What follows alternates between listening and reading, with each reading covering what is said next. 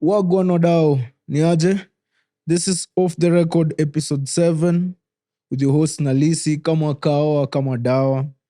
Leo tuna pick up from ile story tulikuwa naongelelea ya entertainment law. Mbona wasanii wetu wanapiga shughuli na at the end of the day mnaenda hapa mjajijenga ama mja make anything out of it due to the lack of understanding ama kosa kurada kenye unafaa kujua in order for you to gain ama for wewe upate hiyo do yako from production ama shughuli ulipiga kama msanii. So leo nada kuongelea mbona as much as law ni clear, mbona wasanii wengi wanako exploited, bado wako broke na bado wako stuck kwa madeal zenye haziwajengi kama wasanii. Kitu ya kwanza nadai kuongelea ni ile gap tuko nao between law. Ile gap tuko nao between law na reality yetu. Kiangalia constitution, articles 11, 40, 33 na 35 zote zinatuprotect ka wasanii.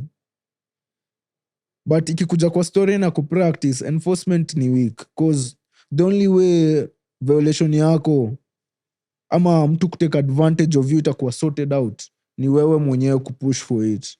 Hakuna mse mwingine atajileta akuja kukupigania. Unaona? Cause hebu fikiria hivi, wewe ni artist, si ndio? Unapiga doba zako, una actingi, unapiga hizo picha zako, wewe ni editor, wewe ni producer, wewe ni videographer, cinematographer, whatever profession unapiga in the art industry. Lakini one thing yenye imekuja kukubound kwa wewe kupata do fulani ama do kiasi ni ile contract fulani ulisign, ama ni juu haujarada kitu yenye uliagree tu. Ngori inajipata hapo mali wewe haujui kama msee anatake advantage ama kama msee anafanya makosa in relation to kitu yenye amekuoffer wewe kama artist, ama hujui how much unaweza jibonga kwa hiyo shughuli yenye unafanya.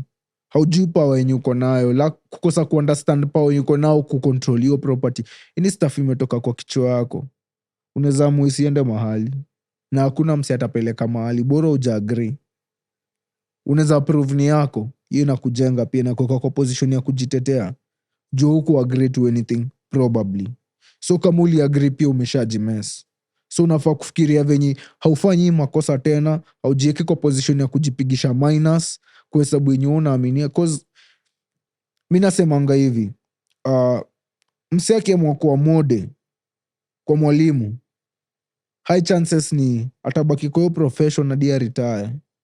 Na maanisha amejituma huko full time. Amesema hapa ndo natoa bread yangu, hapa ndo bag yangu inatoka, hapa ndo nakulia, hapa ndo nalisha familia, hapa ndo nasomesha watoi wangu. Wewe ni msanii, mbona usiaminie hati yako hivyo? Uweke kwa position yenye unajua nimevalue at this point, kama siipati hivi noma. Ama kama si agree na kitu fulani, nitatafuta kitu yenye na agree nayo, ama nitabonga na mse tupatane place yenye ita make sense kwangu pia kama msanii. But as much as unataka kufika hapo, shida moja ukuwa ni haujui hata venye unafaa kufika hapo in the first place.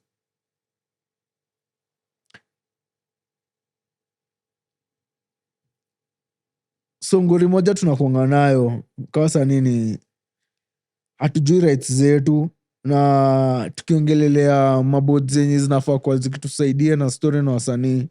The first time mimi niliinteract ama nilisikia story na MCSK, nilikuwa nasikia maganji fulani wanatumia wasanii, nasema nika wanapimana on basis on usage of their music kama pesa yenye wamemake out of it. Ukiangalia inakani kama I make sense at all to them. Unaona, ilikuwa inaingia ganji yenye ni kiasi sana. Na ukiangalia in files ama uende upige research yako, utapata MCSK itself imekuwa na maskandal mingi in relation to venye wana handle do ya wasanii, venye wana receive do ya wasanii that wali have kusimamishwa, accounts zao zikakuwa frozen, mwenye alikuwa na manage the whole thing akahave kutolewa, alienda kotini bado na akaambiwa the only reason haezi file anything against his control ama movement ya hii ganji ni juu hayuko in office at all, so hizi ongeleo do. Unaona? So there's a lot yenye inaendelea in terms of kenye artists wana gain na boards zenye zinatusaidia kama artists kugain that fund from whatever creation ama whatever art yenye wamemake. Unaona? So kuna a lot of mismanagement that wewe kama msanii usiporada mali unafaa kuenda the right channels to use, utakusha jiwaste.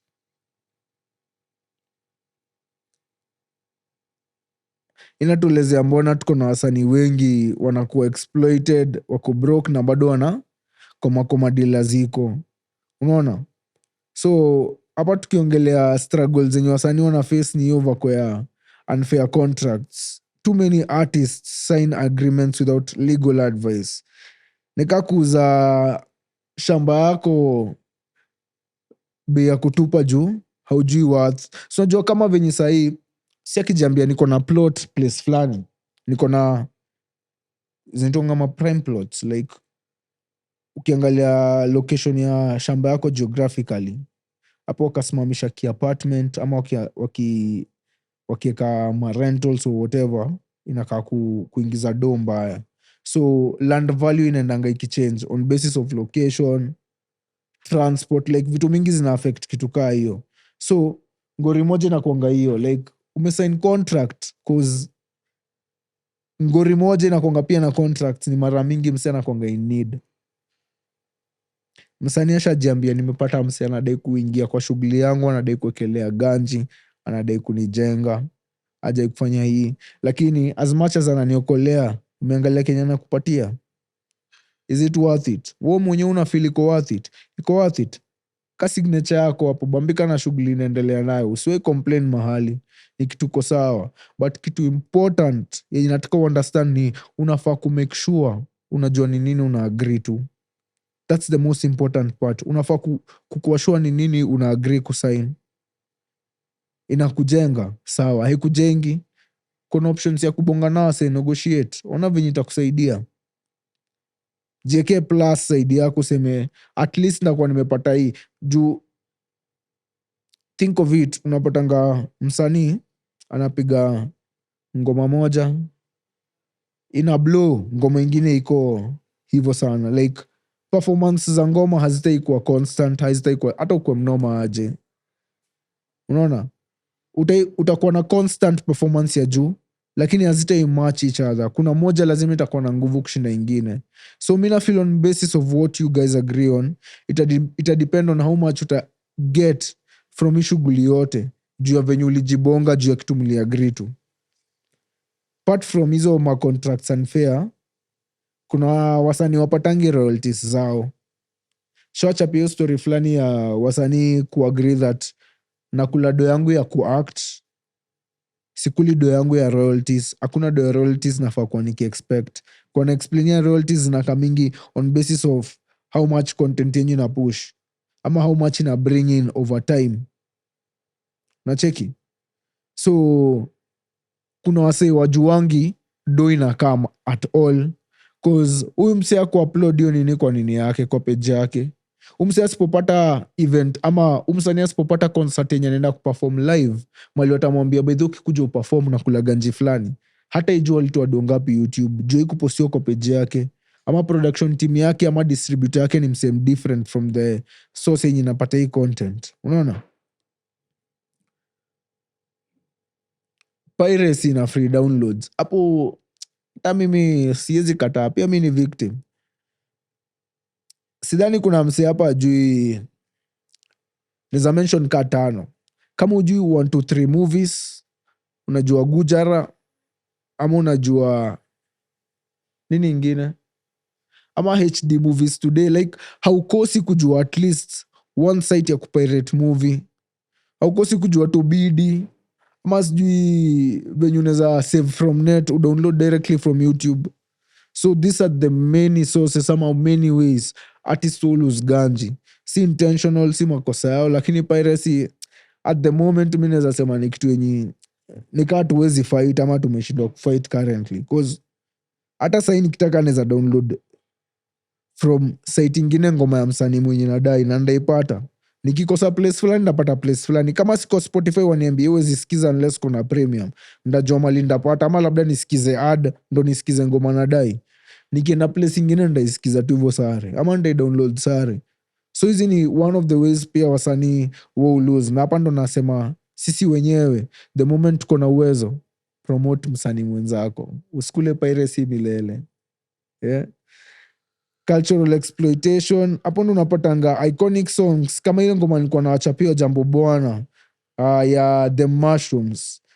Hii ngoma imemake waves internationally, but ukiangalia on basis of venye wasanii ubonga, wase ubonga nikawa kukulanga, as in hii ngoma inajulikana hadi kushinda wasanii. Hii ngoma ni relevant kushinda wasanii, na kwao inakuanga ni kama ni ganji yao kuwaikula, ama ganji yao kukula venye walikuwa nafikiri watakula, on basis of how much hii song ilisonga.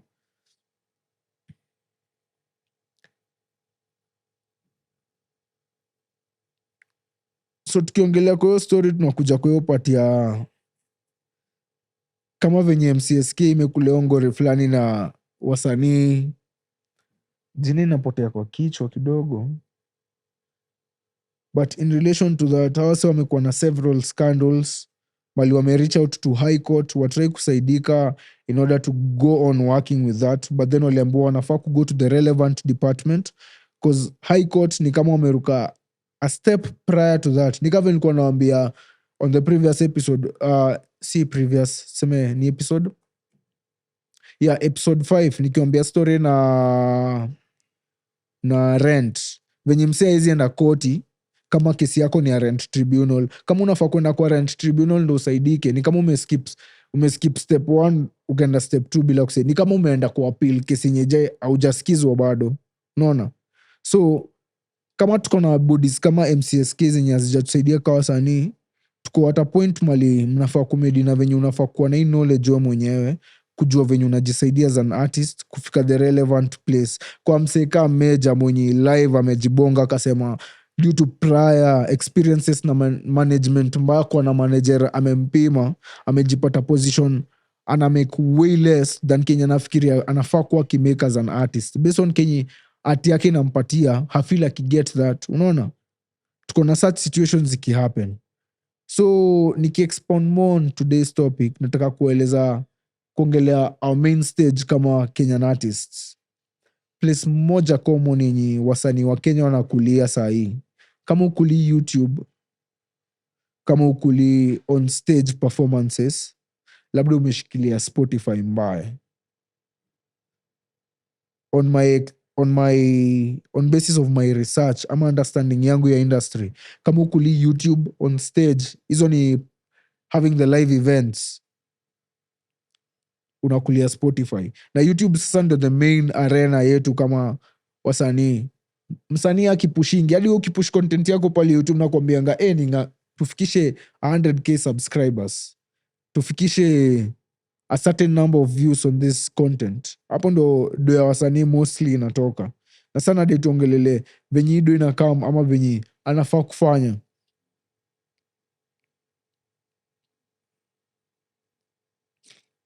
So hiyo yote iko backed under our constitution, Kenyan copyright law. Hii ni article 40 inasema story na the moment umecreate content, the moment content ni wewe umecome up nayo, uko na right ya kui-own unless wewe mwenyewe umeuza rights. So hii content yenye umecreate, hii kitu umecome up nayo kwa kichwa yako ni yako, unless wewe mwenyewe uamue by the way nataka iache kuwa yangu iko ya msee fulani, ama msee fulani hata i-own alafu yatanipanga, unaona? Lakini sasa hapa YouTube inakuanga na rules zake, inatumianga system fulani inaitwa content ID.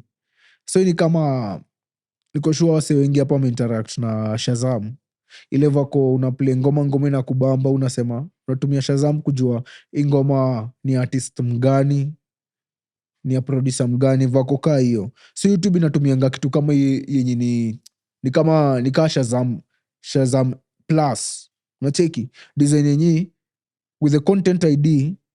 YouTube inaweza jua kama hiyo ngoma umepost ni yako ama inaoniwa na mse mwingine, kama mse mwingine ashai post before mbele yako, ama ameshai mark kama content yake.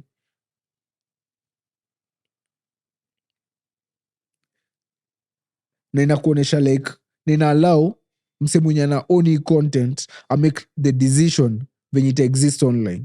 So the moment umepost hii, naweza sema hii okoleaga mostly wasee kama DJ. Ma DJ umix mangoma. Ukinotice hizo ngoma zote 99.9% za mangoma ma DJs umix si ngoma zao. Unacheki? So the only way atakuwa na a collection of different songs zenye si zake zimeplay back to back kwa posti yake ni juu ameset the relevant ama required things za kufanya hii information ikuwe relevant kwa audience yake without the owner or content kufeel imeviolatiwa. So YouTube hapa inapatia artist mwenye content allowance ya kublock your content, 1. 2, inampea allowance ya kuimonetize. So wewe unaweza post ngoma ya Nyashinski kwa page yako ama ngoma yangu kwa page yako. So the moment napata hiyo notification that content yangu iko kwa page ya mse mwingine, niko na ability ya kuiblock that usiweze kuipost at all. Iflagiwe kwa content yako, itekiwe down. Niko na ability ya kuimonetize that wasemee venye umepost hivyo kwa page yako iko tu sawa, haina noma. Lakini zile ma ads zitakuwa linked kwa hiyo video yako, kila kitu nitakuwa linked to party yenye na relate na mimi kwa kenye umepost. Mimi ndo ndakuleo ganji. Utapata views zitafika mita 2, lakini hiyo ganji yenye itatoka kwa hiyo nini wewe huwezi ikula, cause mimi ndo nimemonetize content. Content ni yangu, content ID iko kwa content ni yangu. That's the only reason hautapata hiyo do. Unaona? Ya 3 ni wanaweza track. Kutrack ni namwalao angalie venye hii stuff ina perform from their end, cause content si yako, so yako na allowance ya kuview content venye ina push venye imesonga from their perspective.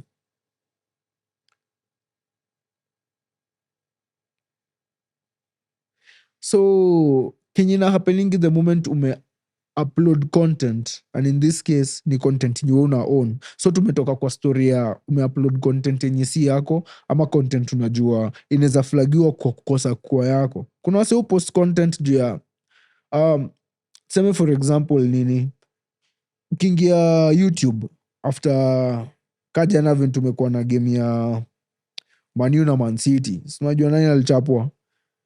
Vile tumekuwa na game kayo vile tumekuwa na game kayo jana, ukiingia pale YouTube search Man U versus Man City highlights, utapata wase wengi wamepost. Utapata Super Sport, utapata jina fulani pale ya Kiarabu, utapata jina fulani pale ya Kihindi hivi, like kuna konga na manini mingi zimepost the highlights za hiyo game from this different. Unapata ngani wase wamewatch game, wamekuwa pale grao, wase wamepirate content. So by default wase wengi wameposti content, na alafu pia unapata saa kuna moja ya Super Sport, alafu unapata moja Man City imepost, moja Man U imepost. Unaona? So unapata kuna wase wako na rights ya content wamepost, kuna wase wana rights, kuna wase watapata views, kuna wase watablokiwa. Ndio unapatanga uliwatch video leo, ukienda kesho kuwatch hiyo video unaambiwa this video is unavailable. Na kuna wase watapata video yako ikiendelea kupush lakini umake do yote. Kuna wale yaita kwa attract tu. So the moment content yenye umepost ni wewe una own, unaweza undo through 2 ways. Hiyo ni YouTube partner program, hiyo ni AdSense. Hizo ni ads na kulipa directly. Alafu ingine ni through your distributors. Wase wenye wamekupostia ngoma pale mneti. Kuna wase hutumia DistroKid, kuna wase hutumia Africori, TuneCore, as in based on kenye umetumia kupost ndio itadetermine venye YouTube itakupea royalties na wase wenye wanaweza claim royalties zako. Unaona?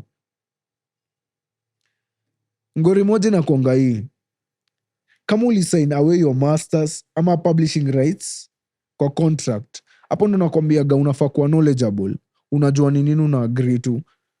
Mara mingi kitu common yenye hadi mimi nimefanya, the moment una downloading application yoyote kwa simu yako ama uko online una create an account, kuna place unaambiwaga agree and continue. Wase wote wenye hawasomangi hiyo kitu alafu wanafanya agree and continue, tafadhali wacheni like kwa hii video, nitashukuru sana. Najua zitakuwa mingi, cause najua most of us don't read hiyo kitu. Ina feeling si important, but hapo ndo unapatanga Hiyo ndo kama tuseme for an application, nakwanga ni kama umeagree to whatever terms wanakupatia ama whatever services wana offer. Unaona, usha agree to it, umeagree but haujasoma the whole thing.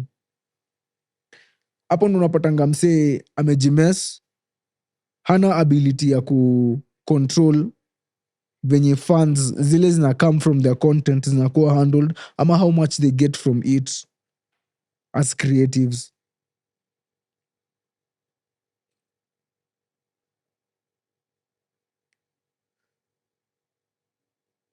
Alafu sasa in such a situation unapata already uko na ngori, na imagine already kama artists uko na issue na unang'ang'ana na kupush content yako, the music, the photographs, the films, unang'ang'ana already kuipush. Hiyo ni step one. Step two, unajipata position yenye una sign contracts zenye zina end up hazija kubenefit cause hautaki kuchambua, hautaki kugo deeper into detail kuunderstand kenye unajiget into. Excitement isifanye usijisaidie, excitement isifanye ulose the main part ya whatever you're working on. Unaona, point ya we kupiga content ni kugrow, point ya we kupiga content ni kumake something out of it.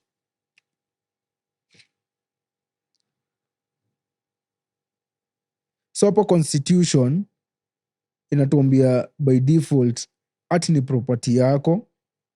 YouTube iko design kurespect hiyo na kumake sure hiyo imego through, but we mwenyewe kama msanii usipoprotect rights zako locally, globally, hakuna mse anajua uko na rights, hakuna mse anajua ni yako, hakuna venye utai-own, hakuna venye utasema hii ni yangu. Yes, unaweza approve, but the moment umejekata position that hizi vitu zote hazisuggest ni yako, inakoka position hauwezi jisaidia at all. So kuwa mjanja, chanuka, soma, pitia, understand kila kitu unafanya. Ukishaandika hiyo dobo, ushafanya, ishamaliziwa kila kitu, hiyo filamu ishamaliziwa, ishafanywa production, hakuna change unafaa kuexpect. Change ni unafaa kuleta kwa the whole thing. The only una make something out of it ni wewe kuamua una make something out of it if it's worth it too. So reason moja ina mata ni law ina exists kwetu kama wasanii, but I work juu enforcement ni weak. Enforcement ni weak. The moment umekuwa taken advantage of, the moment uko hata minus, hakuna mse ako hapo kukusaidia. Naweza sema ni kama ni you against the world. Ni wewe kujua venye unajijenga, ni wewe kujua venye unajitoa kwa ngori.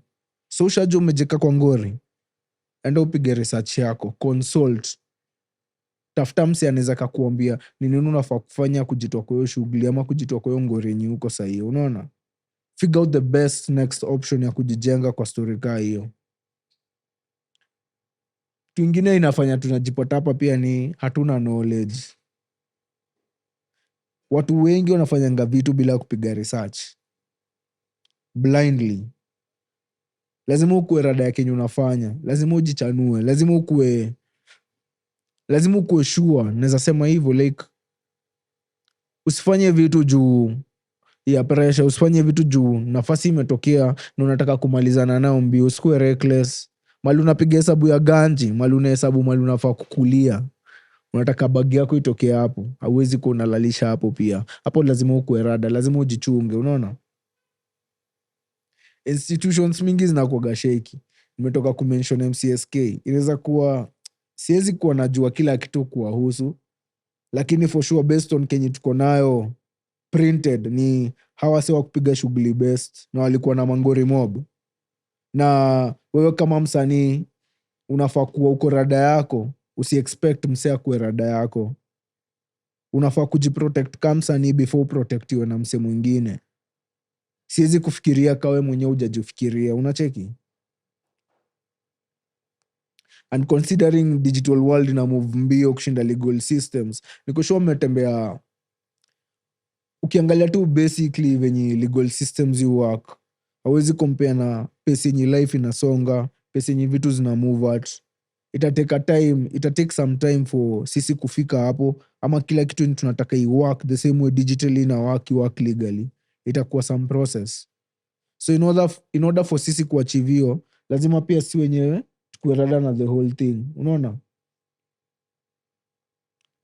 So tukiongelea hii story, tukimalizia ni leo tumeona constitution inatuprotect kama artists, na mbona reality yetu kama wasanii pia ni a totally different story. From hizo maskandal tumekula na MCSK, to story na macontracts unfair, to story na piracy, to YouTube royalties. Kitu moja clear yenye tuko nayo ni we mwenyewe kama artist unafaa kujua rights zako. Inaanza na wewe. So kama mwenyewe kama msanii huwezi jisaidia, itakuwa ngumu for anyone else kukusaidia. Ni huku rada yako ndio uweze kujitetea, ndio the next person ajua uko rada yako, asitake advantage. So for that, thank you so much for following up Off the Record episode 7. Hope to catch you ama niwapate kwa episode 8, tujibambe na more content about the constitution, about the law, na hope mtakuwa na siku njema.